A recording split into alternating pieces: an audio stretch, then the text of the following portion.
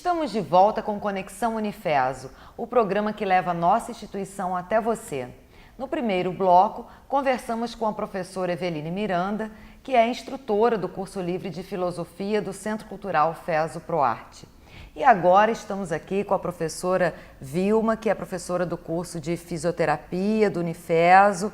Seja muito bem-vinda ao nosso programa, professora Vilma. Muito obrigada pelo convite. Professora, o que é a doença de Parkinson? A doença de Parkinson é uma doença degenerativa, neurológica. Nós não sabemos exatamente por que ela acontece, a gente conhece o mecanismo dela. Existem neurônios, que em certas áreas do cérebro, que produzem uma substância chamada dopamina. Por uma razão desconhecida, por isso não sabemos a causa da doença, em indivíduos próximos da terceira idade, esses neurônios começam a se degenerar e morrer. E aí a produção da dopamina, que é esse neurotransmissor muito importante para transmitir o impulso nervoso, cai. E quando isso acontece, aparece uma série de sinais e sintomas. Então, essa é, em linhas gerais, o que acontece, isso é o que, em linhas gerais, o que acontece na doença de Parkinson. É uma doença crônica, então não tem cura? Não tem cura, porque a gente não sabe exatamente como evitar essa degeneração de dopaminas, mas tem tratamento. E o tratamento pode trazer considerável alívio dos sintomas aos pacientes. E esse tratamento, professora, é um tratamento muito caro? Existe a cobertura pelo Sistema Único de Saúde, pelo SUS? Existe. Esse tratamento ele consiste basicamente na reposição da dopamina através de medicamentos e tratamentos como fisioterapia e fonoaudiologia que podem ajudar muito a melhorar a qualidade de vida dessas pessoas. Os pacientes com doença de Parkinson eles têm principalmente o tremor, nem sempre, mas na maior parte dos casos, a rigidez dos músculos, alterações posturais importantes que vão acontecendo com a evolução da doença. Outro sintoma que também aparece com frequência é a chamada bradicinesia, que é uma lentidão enorme para realizar os movimentos. Eu costumo dizer que o paciente com Parkinson pode fazer um monte de coisas, mas ele demora muito mais do que qualquer outra pessoa sem a doença para fazê-lo. As quedas são muito importantes também porque a marcha fica muito alterada. Então, o paciente anda com passos pequenos, então isso aumenta a possibilidade de tropeços, quedas. E as quedas na população idosa têm sempre consequências dramáticas, como fraturas, feridas e até batidas na cabeça. De forma que os sintomas eles são muito importantes, mas podem ser razoavelmente controlados com medicamentos à base de dopamina, como eu disse, e as outras carreiras da área de saúde que podem ajudar muito nesses pacientes. Por exemplo, uma das situações que acontece são os engasgos, que a gente chama de disfagia. E o fonoaudiólogo é o profissional que pode orientar a família, tratar o paciente, para que ele possa continuar se alimentando via oral, que é uma condição muito importante para a qualidade de vida. Mas aí como que a pessoa que foi diagnosticada com o Parkinson, ela pode recorrer direto dentro do Sistema Único? Uma parte desse atendimento ele é privado? Como que é exatamente na prática? Não, o sistema de saúde, através da rede de médicos neurologistas, pode tratar, inclusive alguns dos medicamentos importantes são oferecidos gratuitamente ou pelo município ou pelo Estado. E a fisioterapia, dependendo do local, da localidade, pode ser encontrada também em serviços de saúde ligados ao SUS. O número de casos de Parkinson tem aumentado ao longo do tempo, já que a gente está tendo também um aumento na expectativa de vida da população em geral, quer dizer, as pessoas mais idosas estão vivendo mais. Isso tem alguma relação com o aumento do número de pessoas acometidas por esse problema? É exatamente isso, Como a expectativa de vida nossa, dos brasileiros especialmente, aumentou muito, a longevidade aumentou muito nos últimos anos. Hoje em dia, frequentemente, a gente encontra idosos com 90 ou mais anos, Mas, por outro lado, tem um risco maior, sim, da doença, porque é uma doença tipicamente da terceira idade, ela aumenta em proporção que a idade avança. Então, essas doenças degenerativas, não só o Parkinson, mas com Alzheimer também, elas acontecem mais nesse idoso longevo. É mais raro você ver uma pessoa jovem com esse tipo de problema? Ela pode acontecer em indivíduos mais jovens, mas é bem raro. É mais comum a partir de 50 a 55 anos de idade, em homens e mulheres igualmente.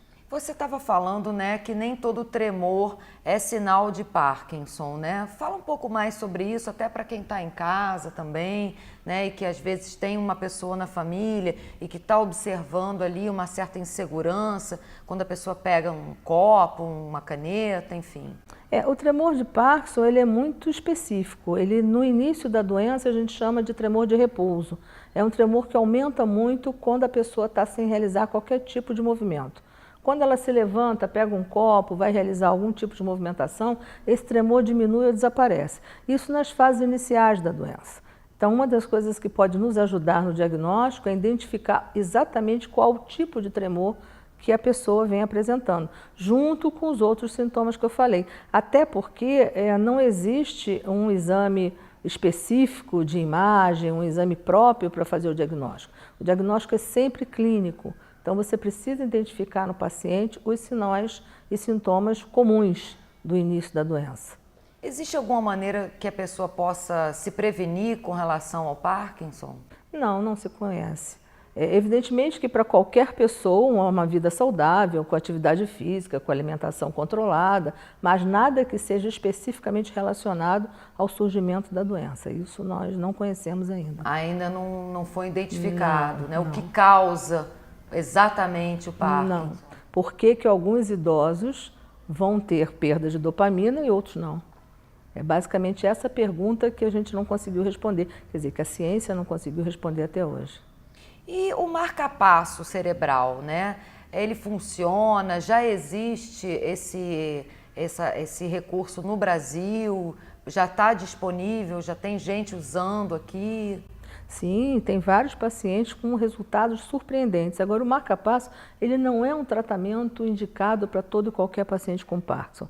Ele tem indicações muito precisas, especialmente para pessoas que têm muitos movimentos involuntários, que têm um tremor de impossível controle. Então, há situações específicas que o marca-passo pode ajudar, né? Agora, infelizmente, nós ainda não temos essa cirurgia no estado do Rio de Janeiro. Ela já, no SUS, ela já acontece em vários outros estados brasileiros, especialmente em Minas Gerais e em São Paulo, e aqui ainda não temos. Portanto, os pacientes que estão utilizando o marca-passo hoje, que fizeram cirurgia no Rio de Janeiro, foram no sistema privado. E acaba se tornando muito caro, né? Imagino que uma cirurgia dessa deve ser extremamente cara. Toda uma equipe, né? O próprio marca-passo tem um custo elevado. Sem contar também da delicadeza da própria cirurgia, né? Exatamente por isso, né? É uma neurocirurgia, então deve-se ter absoluta certeza de que ela possa, de fato, contribuir para melhorar, de alguma maneira, os sintomas.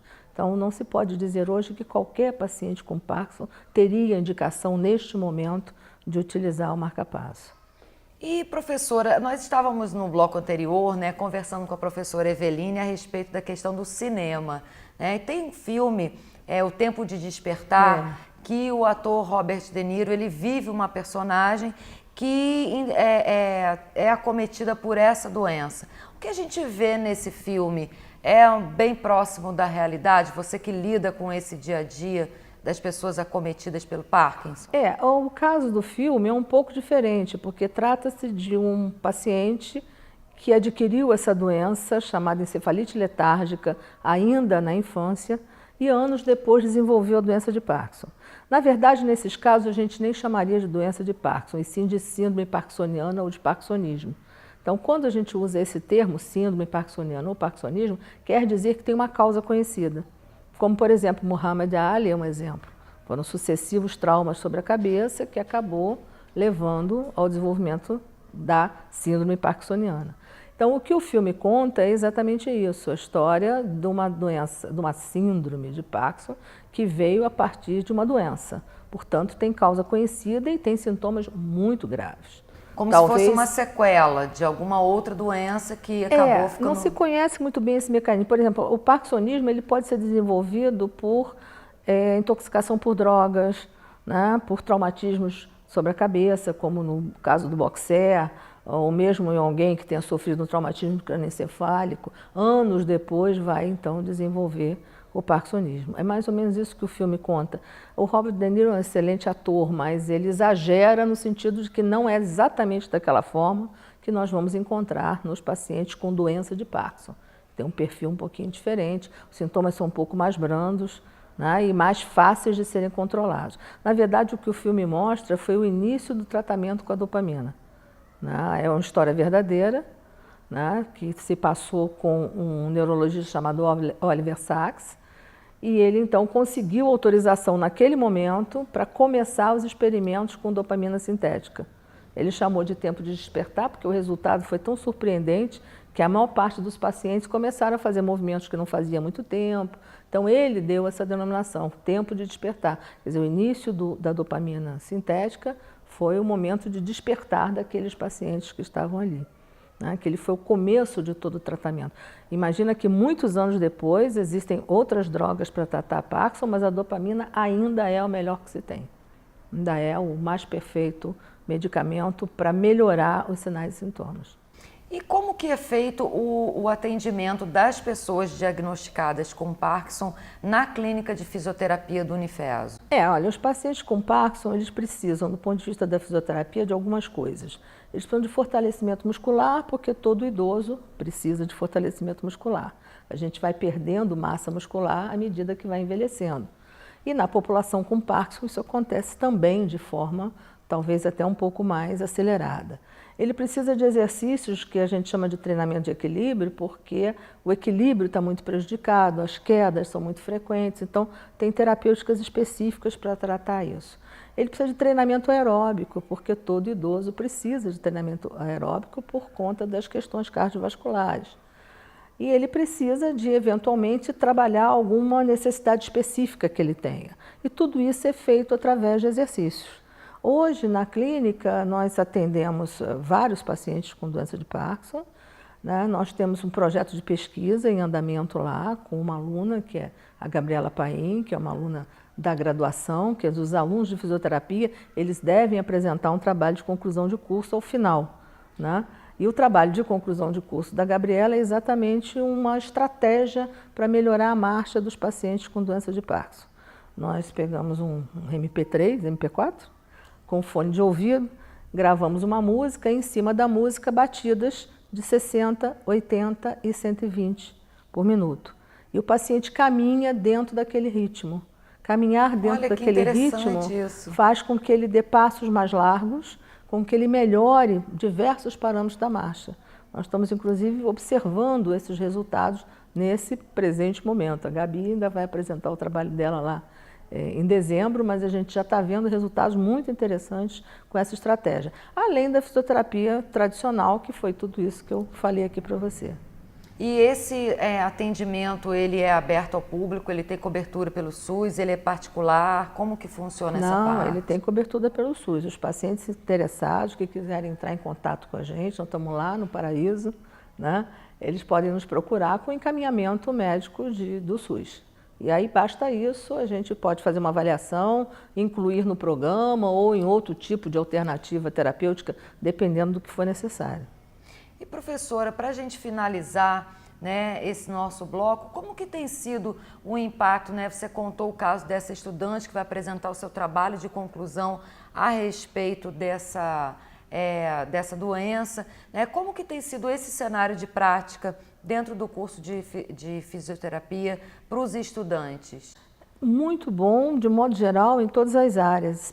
Especialmente na fisioterapia neurofuncional, que eu posso falar com mais tranquilidade, a gente tem desenvolvido vários tipos de trabalho de pesquisa envolvendo os pacientes, e eu acho que é aí que o aluno cresce, né? Porque ele vê, estuda, aplica na prática, observa os resultados da aplicação, do tratamento que ele está ali oferecendo, e isso eu acho que é uma excelente forma de aprendizado, além de toda a convivência com aqueles pacientes que no futuro eles estarão independentemente sozinhos em algum momento, em algum lugar, atendendo. Professora Vilma, eu quero agradecer muito a sua presença aqui no nosso programa, ter aceito o nosso convite. Seja sempre muito bem-vinda para voltar outras vezes e trazer resultados dessas pesquisas tão importantes, né, para doença que é um problema muito sério, né? Eu queria aproveitar, inclusive, só para dar um recadinho. No Rio de Janeiro, eu trabalho parte da semana no Rio de Janeiro, parte aqui. Lá na cidade do Rio de Janeiro, nós também desenvolvemos um trabalho com pacientes de Parkinson. Nós temos uma associação chamada Associação Parkinson Carioca. O site é www.parkinsoncarioca.com.br. Ali tem informações sobre a doença de Parkinson, tem formas de nos contactar através de e-mail, né? Para a população, para as pessoas que quiserem saber mais no Rio de Janeiro, pode buscar esse caminho. Ou aqui na Clínica Escola, para o pessoal de Teresópolis, estamos sempre lá disponíveis para qualquer tipo de orientação. Professora Vilma, muito obrigada mais uma vez. E para você que nos acompanhou até agora também, muito obrigada. Lembrando que todo o conteúdo do Conexão Unifeso você também assiste no nosso canal no YouTube. Até semana que vem.